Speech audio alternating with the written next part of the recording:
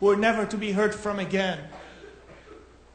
Car bombs became a favored weapon of violent groups worldwide following their frequent use during the Lebanese Civil War. In all, there were over 3,600 car bombs, leaving over 4,400 people dead and many more injured.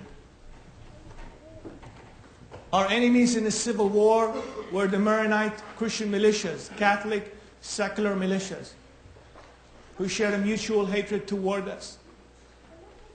It was their ambush of a busload of Palestinians going through the Christian area that sparked and ignited the Civil War and sent the country spinning on a path of death and destruction.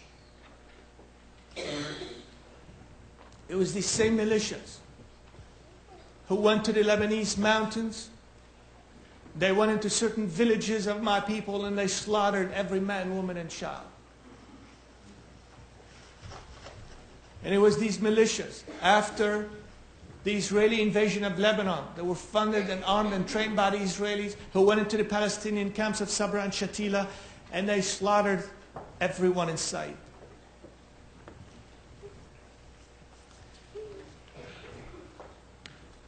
The civil war in Lebanon was a war of survival for my people. And as the war progressed, I became ever more angry, bitter, ruthless, and without fear. I bore arms in my physical jihad to defend my people against the infidels. My code name was Astro. I thought it was cool. I didn't do drugs. I knew that drugs were bad for you. Drugs killed. But I had an addiction of a different kind, however. But it was an addiction nevertheless. Sometimes it manifested itself in an AK-47 assault rifle. Other times it was a rocket-propelled grenade, a mounted B-10 artillery, a landmine, a hand grenade, a pistol. But whatever it was, it had gunpowder in it. Why, you ask? I lost my father at the age of 8, a father I loved more than life itself. When he was around, I was his constant and unyielding shadow.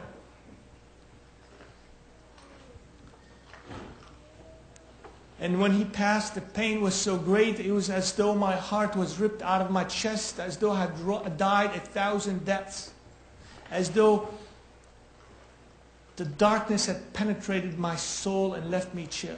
And for many years to come, I cried myself to sleep. I was mad with God. I said, why did you take my father away from me? After my father's death, my uncle withheld the family's inheritance to satisfy his gambling addiction. My schooling was constantly interrupted as Israeli fighter jets would penetrate the Lebanese airspace. And the air sirens would sound, and we would have to go down to bomb shelters at school. Then the Lebanese Civil War broke out in 1975. Many were slaughtered in this Armageddon of sorts because they were of the wrong religion. Death was everywhere. Buildings developed lots of cavities. Daily bombings and bomb shelters became a fact of life. Nerves were racing, hearts were on the edge. My enemy wanted me dead. Then I became 15. Became a man, at least I thought I did, so I trained to defend my land, my existence. I had to kill or be killed. Gunpowder became my escape, my outlet, my addiction. I was like a heroin addict waiting for the next fix to satisfy my animalistic urge. Sometimes we gathered around CB radios to speak to Christians on the other side. And the name of the game was to blaspheme everything that they held sacred.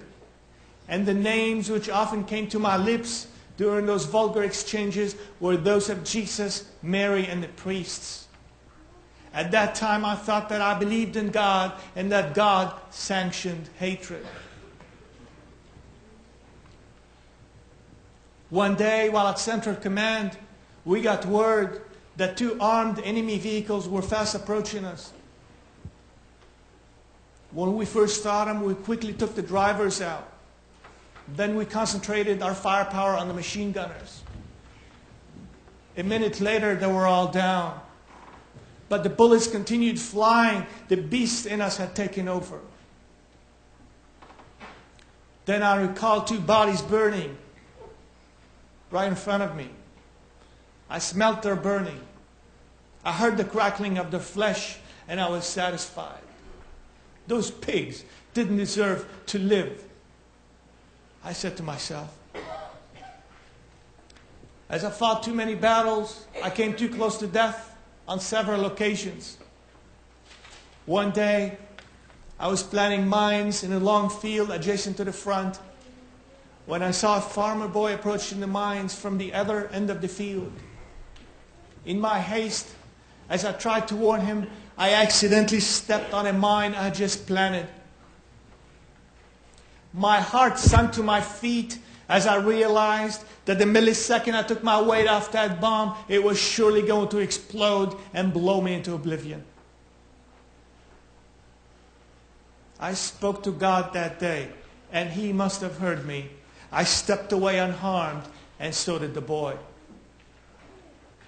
Another close call occurred when my company and I were trapped behind enemy lines, and news got to my mother that we were feared to be dead. But miraculously, we escaped away unharmed at dawn. Being around weapons, they were like toys to us. And my brother, Sam, thinking the AK-47 assault rifle was unloaded, he pointed it at my chest. And laughing and joking, he pulled the trigger. It was not unloaded. But by the grace of God, the bullet was defective. On another instance, we were at the front and the enemy was just approaching us, and we were being showered with bullets. And I took a hand grenade and I threw it in front of me. I'll never make it as a baseball player. To my utter dismay, the hand grenade was stuck in a tree above my head.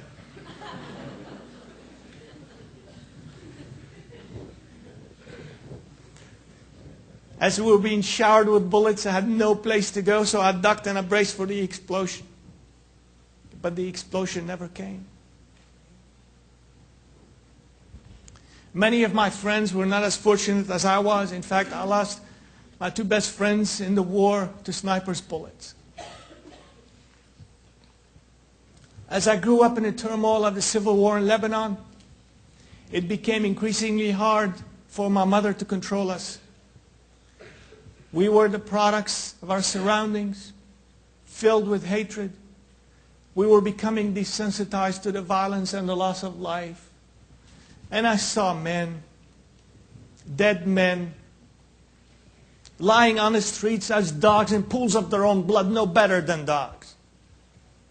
I saw the true heart of man, and it is the heart of darkness. And when religion tells you that man is basically good, rubbish, it is but a lie of colossal dimension. For I saw the true heart of man. I saw the darkness in my own soul. And one day, like a salmon, I began to swim upstream against the flow and current of hatred that violently pulls everything downward in its path. I wanted out of this violence, this hatred. I wanted hope and a future. I wanted to marry and have children. But I couldn't leave the country because I was at the military drafting age, a military which I had fired against on many occasions. So after my brother Sam was injured in the war, my mother was determined to get us out of the country. So she procured some fake paperwork that I had to leave the country to go to Cyprus for an urgent eye surgery. My eyes were fine. But on the day I presented that fake paperwork to the army at the airport, on the day I was to leave my homeland, my heart was pounding. I thought, what if they knew me? What if they knew my name? But miraculously, they let me go.